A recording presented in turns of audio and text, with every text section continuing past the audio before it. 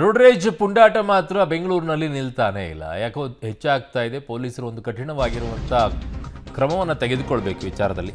ಸಿಗ್ನಲ್ನಲ್ಲಿ car accelerator ತುಳಿದು ಪುಂಡರಿಂದ ಕಿರಿಕನ್ನು ಮಾಡಿರುತ್ತೆ. ಇದನ್ನು ಪ್ರಶ್ನಿಸಿದ್ದಕ್ಕೆ ಕಾರನ್ನು ಫಾಲೋ ಮಾಡಿ ಹಲ್ಲೆ ಮಾಡಿದ್ದಾರೆ. ಐಜಿಪಿ ರಮೇಶ್ ಬಾನೋತ್ ಪುತ್ರನ ಮೇಲೆ ಹಲ್ಲೆ ನಡೆದಿದೆ. ಬ್ಯಾಟರಾಯನಪುರ ಸಿಗ್ನಲ್ ಬಳಿ ನಡೆದಿರುವಂಥ ಘಟನೆ ಇದು. ಶ್ರೀ ಸಾಯಿ ಪ್ರೀತಮ್ ಬಾನೋತ್ ಮೇಲೆ ಹಲ್ಲೆ ಆಗಿದೆ. ಬಳಿಕ ಕಾರಿನ ಮಿರರ್ ಗ್ಲಾಸ್ ಅನ್ನು ಒಡೆದುಹಾಕಿ ಎಸ್ಕೇಪ್ ಆಗಿದ್ದಾರೆ. ಅಮೃತಹಳ್ಳಿ ಪೊಲೀಸ್ ಠಾಣೆಯಲ್ಲಿ ಪ್ರಕರಣ ದಾಖಲಾಗಿದೆ. ಐಜಿಪಿ ರಮೇಶ್ ಬಾನೋತ್ ಪುತ್ರನ ಮೇಲೇನೆ ಹಲ್ಲೆ ಆಗೋಗಿದೆ.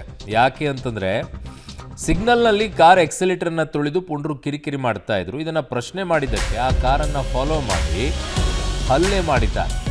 ನೋಡಿ, ಅದು ಡೇ ಟೈಮಲ್ಲೇನೆ.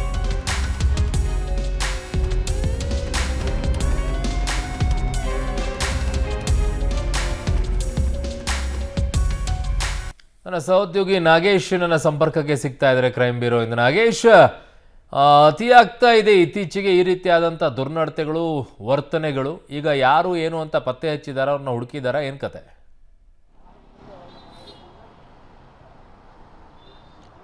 ಅರುಣ್, ಖಂಡಿತವಾಗ್ಲೂ ಬೆಂಗಳೂರಿನಲ್ಲಿ ರೋಡ್ ರೇಜ್ ಪ್ರಕರಣಗಳು ದಿನದಿಂದ ದಿನಕ್ಕೆ ಹೆಚ್ಚಾಗ್ತಿರುವಂಥದ್ದು. ಪ್ರಕರಣಕ್ಕೆ ಸಂಬಂಧಪಟ್ಟಂತೆ ಸಾಕಷ್ಟು ಕಠಿಣ ಕ್ರಮಗಳನ್ನು ಪೊಲೀಸರು ಕೈಗೊಂಡರೂ ಕೂಡ ಈ ರೋಡ್ ರೇಜ್ ಪ್ರಕರಣಗಳು ನಿಲ್ತಾ ಇಲ್ಲ. ನಿತ್ಯ ಒಂದಲ್ಲ ಒಂದು ರೋಡ್ ರೇಜ್ ಪ್ರಕರಣಗಳು ಬೆಳಕಿಗೆ ಬರ್ತಾನೆ ಇದ್ದಾವೆ. ಅದೇ ರೀತಿಯಾಗಿ ಹಿರಿಯ IPS ಅಧಿಕಾರಿಯಾಗಿರುವಂಥ ರಮೇಶ್ ಬಾಣೋತ್ ಅವರ ಮಗ ಪ್ರೀತಮ್ ಬಾಣೋತ್ ಅವರಿಗೆ ನಿನ್ನೆ ಬ್ಯಾಟರಾಯನಪುರ ಸಿಗ್ನಲ್ ಬಳಿ ಇಬ್ಬರು ಅವರ ಕಾರನ್ನು ತಡೆದು ಆಗ ಮುಖಕ್ಕೆ ಪಂಚ್ ಮಾಡಿದ್ದಾರೆ ಅನ್ನುವಂಥದ್ರ ಬಗ್ಗೆ ಈಗಾಗಲೇ ಅಮೃತಹಳ್ಳಿ ಪೊಲೀಸ್ ಠಾಣೆಯಲ್ಲಿ ಒಂದು ಪ್ರಕರಣ ಕೂಡ ದಾಖಲಾಗಿರುವಂಥದ್ದು.